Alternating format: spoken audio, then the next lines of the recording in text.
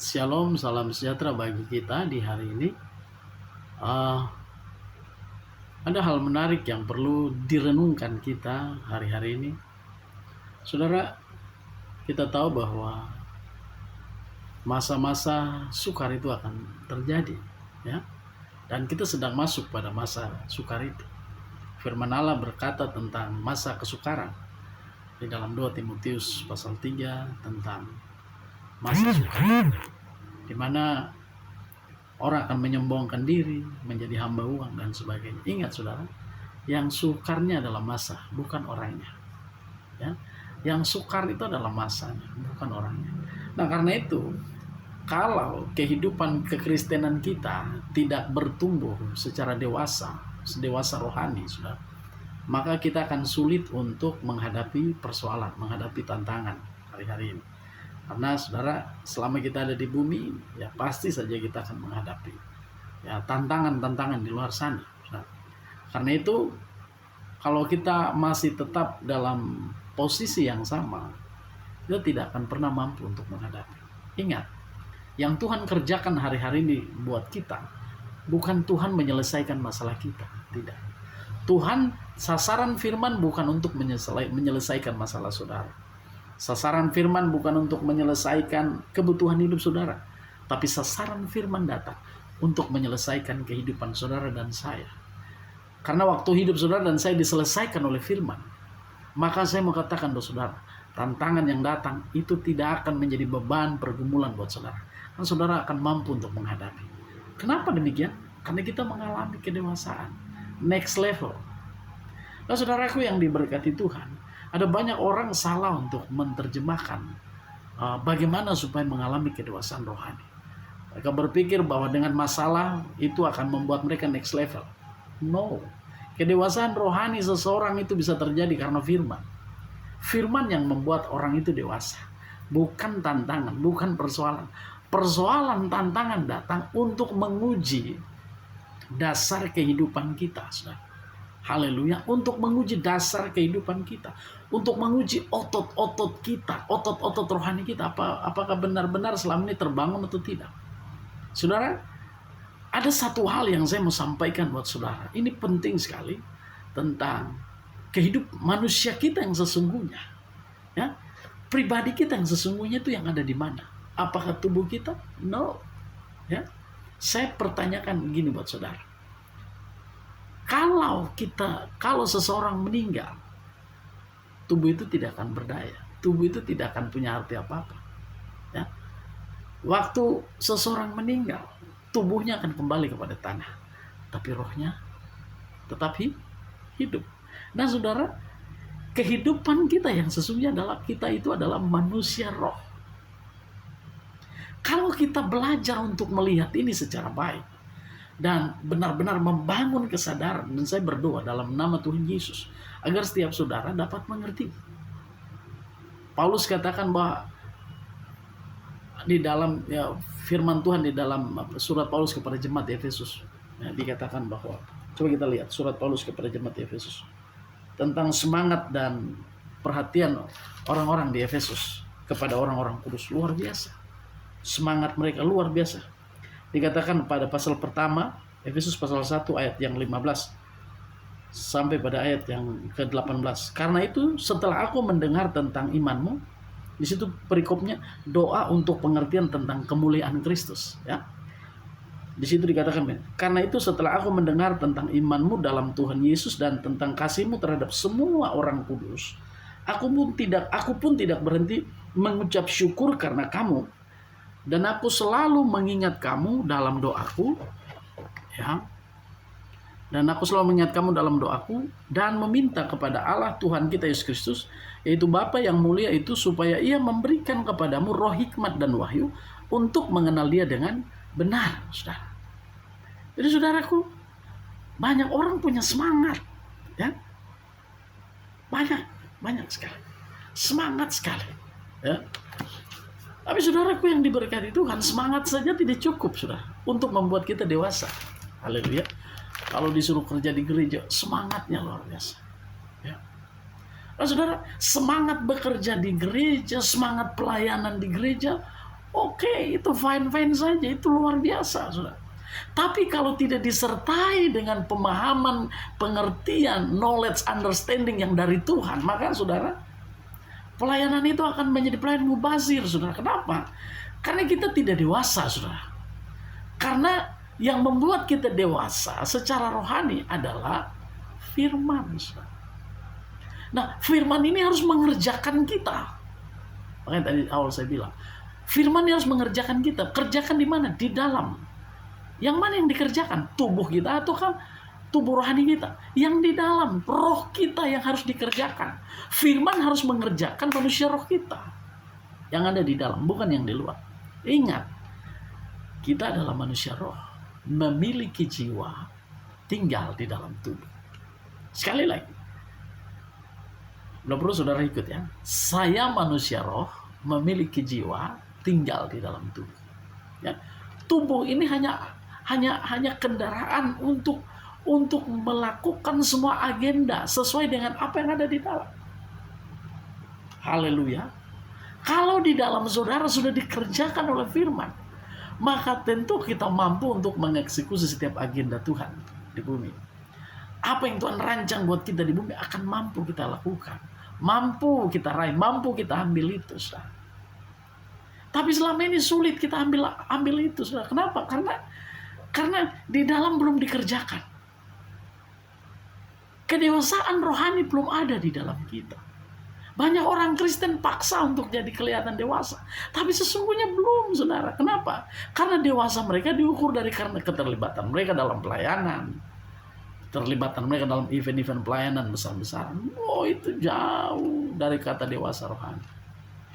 Karena kalau di dalamnya, Paulus pernah berkata di dalam firman Tuhan, 1 Korintus pasal 3 ayat 1 sampai ayat yang kedua dikatakan, dan aku, saudara-saudara, pada waktu itu tidak dapat berbicara dengan kamu seperti manusia rohani, tetapi hanya dengan manusia duniawi yang belum dewasa dalam Kristus. Susulah yang kuberikan kepadamu, bukanlah makanan keras, sebab kamu belum dapat menerimanya.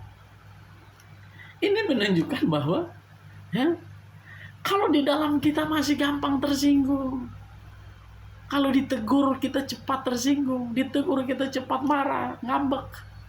Berapa banyak orang dalam pelayanan seperti itu, akhirnya pindah-pindah gereja. Ya, saya tidak larang saudara. Tapi saya mengatakan buat saudara, umat Tuhan, siapapun saudara yang ada di luar sana, ya, esensi manusia kita adalah manusia roh. Ya. Manusia roh. Karena itu kalau kita mengerti tentang esensi manusia kita, makanya Paulus berkata dalam 2 Korintus pasal 4 ayat 18, sebab kami memperhatikan apa yang tak kelihatan, sebab yang tak kelihatan itu kekal, tapi yang kelihatan itu sementara. Ya. Memang manusia roh kita tidak kelihatan. Haleluya. Tapi saudara, dia punya dampak yang luar biasa buat kita. Dia punya pengaruh yang luar biasa buat kita. Kalau kehidupan rohani seseorang belum terbangun secara baik, saya mau katakan, ketika dia memiliki jabatan dalam pelayanan, ya, dia dipercayakan, itu akan membuat dia jadi arogan. Ya. Saya melihat ada banyak orang di luar sana. Mereka dapat jabatan-jabatan rohani di dalam pelayanan. Itu jabatan rohani, bukan posisi rohani. Yang kita kejar, yang orang Kristen kejar harus posisi rohani, bukan jabatan rohani. Ya, karena dia tidak punya posisi rohani di hadapan Allah, maka apa yang terjadi? Dia dibuat babak belur ketika menghadapi persoalan. Dia dibuat babak belur ketika menghadapi masalah, tantangan, saudara. Saudara, kalau baca firman Tuhan di dalam Kisah Para Rasul 19 tentang anak-anak Skewa, ya, coba kita lihat. Coba kita lihat firman itu. Kisah Para Rasul 19, kalau tidak salah 19 atau 14. Coba kita lihat di dalam Kisah Para Rasul, anak-anak Skewa pasal 19. Juga beberapa tukang jampi Yahudi yang berjalan keliling di negeri itu mencoba menyebut nama Tuhan Yesus atas mereka yang kerasukan roh jahat dan berseru katanya, aku menyumpahi kamu demi nama Yesus yang diberitakan oleh Paulus. Mereka yang melakukan itu ialah 7 orang dari seorang imam kepala Yahudi yang bernama Skewa. Ya. Tetapi roh jahat itu menjawab, Yesus aku kenal dan Paulus aku ketahui. Tetapi kamu, siapakah kamu?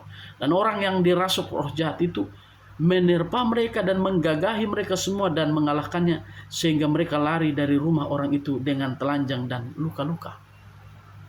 Saudara, anak-anak 7 anak Skewa ini punya orang tua. Ya.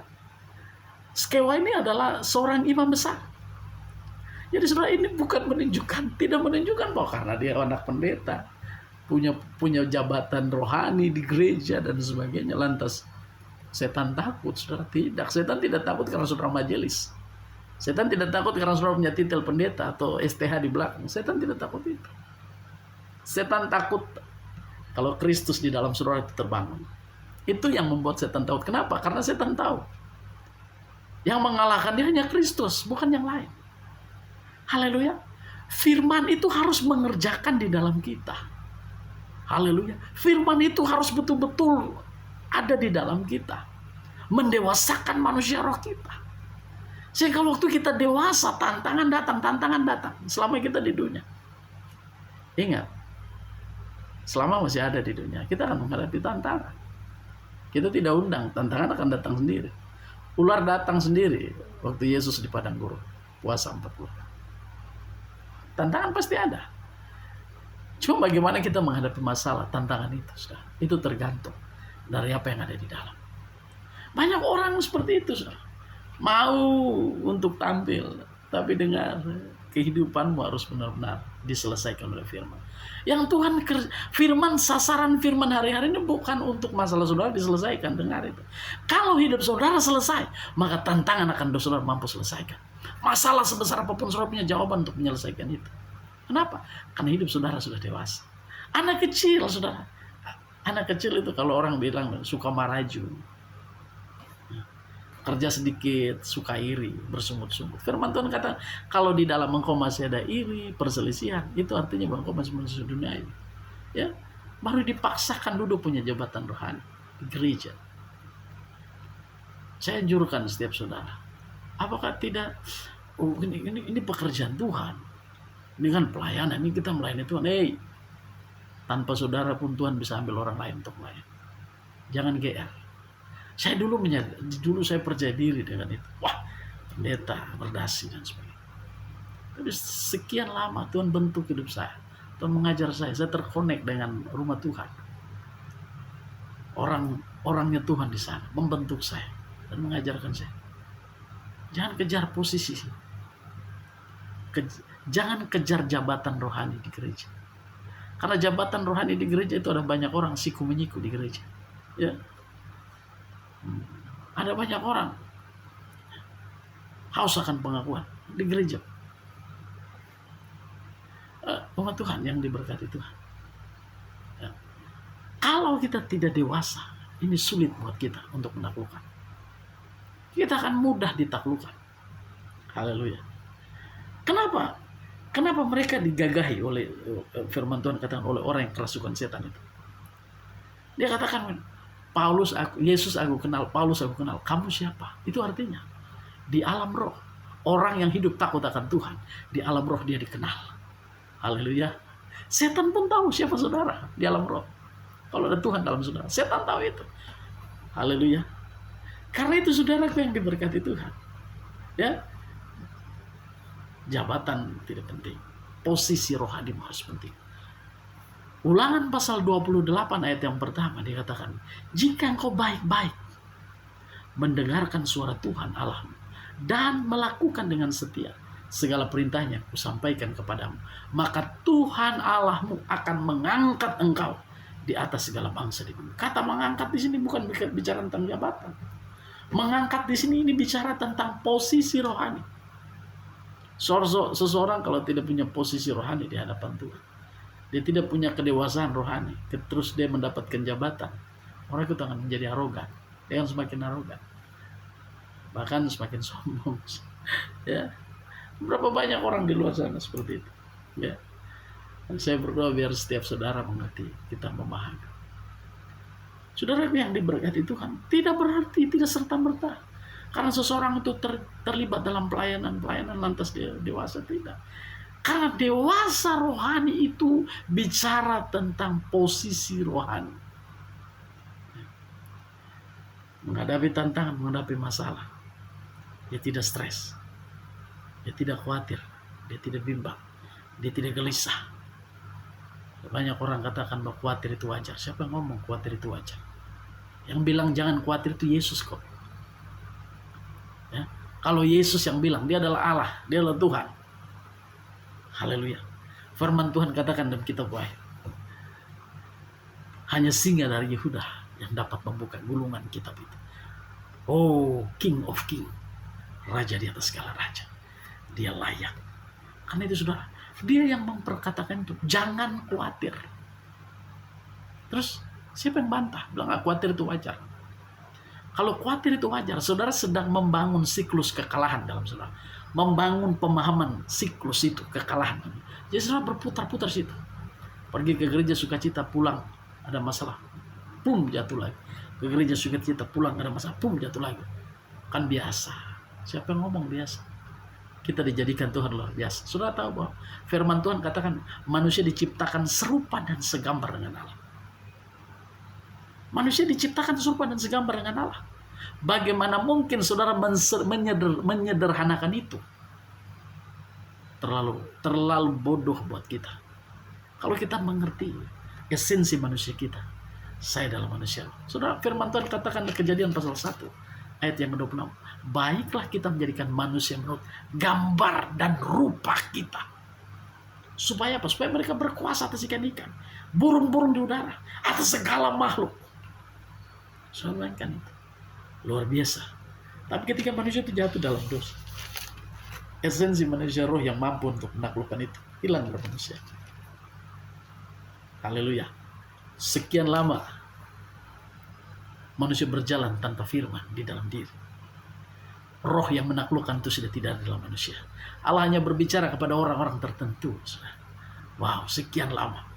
Allah memberikan hukum Taurat.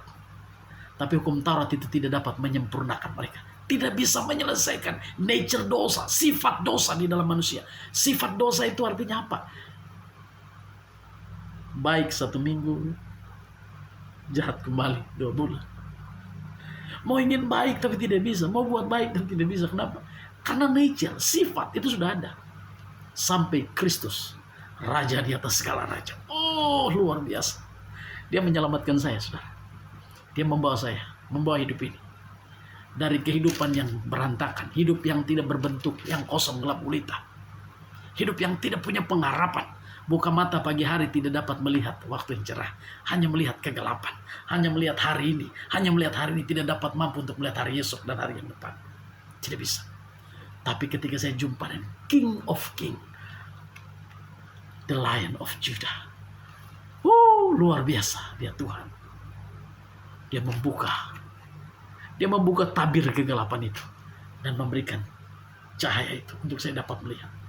Maka firman Tuhan berkata, firman itu pelita bagi kaki dan terang bagi jalan. Saudaraku, waktu kau jadikan firman itu jadi pelita dan terang bagi jalan, saudara akan melihat masa depan. Itu akses untuk masa depan saudara. Firman itu akses untuk menerangi masa depan saudara. Jalan-jalan yang tertutup, firman Tuhan berkata, jika ia menutup, tidak satu tangan menutup. Tidak ada satu tangan membuka. Dan jika ia membuka, tidak satu tangan menutup. Dan firman Tuhan dalam Matius pasal 16, ayat 18-20. Dikatakan, kepadamu telah kuberikan kunci kerajaan surga. Apa yang kau ikat di bumi akan terikat di surga. Apa yang kau lepas di bumi akan terlepas surga. Kunci telah berikan. Firman itu, kebenaran. Itulah kunci untuk membuka setiap tabir kegelapan itu. Saudara, ada banyak orang rajin ke gereja, tapi tidak suka dengar firman. Ada banyak orang suka sekali memuji, melompat-lompat di gereja. Wow, luar biasa. Tapi tidak suka dengar firman terlalu lama. Saya mau bilang, saudara bertobat hari ini. Karena yang mendewasakan saudara bukan pujian saudara. Yang mendewasakan kita bukan puji-pujian. Puji-pujian itu hanya membuat kita, penyembahan itu waktu kita masuk ke gereja, penyembahan pujian itu hanya melatih otot-otot manusia roh kita, kapasitas manusia roh kita untuk ketika firman dilepaskan kita mampu untuk menangkap. Tapi bukan untuk mendewasakan kita. Yang mendewasakan kita adalah firman. Karena itu apalah artinya pujian, puji-pujian, penyembahan. Tapi kalau firman tidak pernah kau terima, engkau akan menjadi orang agamawi. Nah, spirit agamawi itu sedang bekerja. Jadi dia beda-beda tipis. Kelihatan rohani. Tapi di rumah rohana. Saudaraku, umat Tuhan yang diberkati Tuhan. Kalau engkau punya posisi rohani, saya mau katakan buat saudara. Di depan musuh, di hadapan Tuhan, di hadapan sesama, di hadapan istri, di hadapan jemaat, kalau engkau pelayan Tuhan, bahkan tidak di hadapan jemaat, engkau akan selalu stay, memiliki frekuensi yang cocok dengan surga. Engkau akan selalu stay, karena kehidupan rohanimu yang strong di hadapan Allah. Kenapa? Karena firman sudah mengerjakan hidup. Saya mau bilang, kedewasaan rohani tidak bisa diukur karena orang itu selalu tampil di gereja, orang itu selalu tampil di mimbar, orang itu selalu tampil di altar. Tidak. Ya. Kalau di altar dia bagus, di luar dia beda. Dong. Jangan jadikan mimbar untuk tempat bersandiwara. Ya. Jangan jadikan altar untuk tempat bersandiwara. Berhenti, saudara. Kalau engkau pelayan Tuhan, kalau engkau suka melayani di gereja, ya, sebagai hamba Tuhan saya mau bilang, terima firman, karena firman yang mendewasakan saudara. Saudara boleh ikut semua kegiatan, sampai doa puasa dan sebagainya, tapi kalau firman tidak mengerjakan hidupmu, saya mau bilang, sulit bagimu untuk bertumbuh secara dewasa. Haleluya. Karena waktu engkau dewasa, engkau akan dipercayakan banyak hal. Waktu engkau dewasa, engkau mampu untuk menaklukkan segala sesuatu. Tantangan, persoalan, tantangan datang sudah tidak akan sama seperti dulu engkau stres menghadapinya. Masalah datang, kritikan datang, tidak akan sama seperti dulu engkau tersinggung. Beda. Kenapa? Karena engkau mulai next level. Kehidupan rohani mulai di bawah Tuhan naik. Haleluya. Kedewasaan rohani ini tidak bisa diukur oleh siapapun. Karena yang memberikan kedewasaan itu, standar kedewasaan itu diberikan oleh surga, bukan pendeta. Tapi surga yang melihat itu. Itu akan otomatis terjadi dalam hidup kita. Nah, saudaraku yang diberkati Tuhan, saya rindu sekali share bagian ini untuk saudara. Karena dulu saudara saya betul-betul ya mengukur bahwa orang dewasa rohani itu karena saya bisa khotbah di gereja, bersaksi di gereja, wah pujian di gereja. Ternyata belum, saudara. Ya, ternyata belum. Karena dasar kekristenan kita itu firman. Dasar iman kita itu firman, bukan yang lain. Kalau dasarnya belum kuat, saudara, paksa membangun, susah. Gampang ambruk. Dasarnya harus selesai.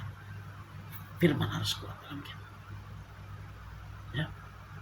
Kalau firman sudah betul-betul mengerjakan kehidupan kita, hidup kita mulai, kita akan melihat dengan sendirinya itu akan terbang.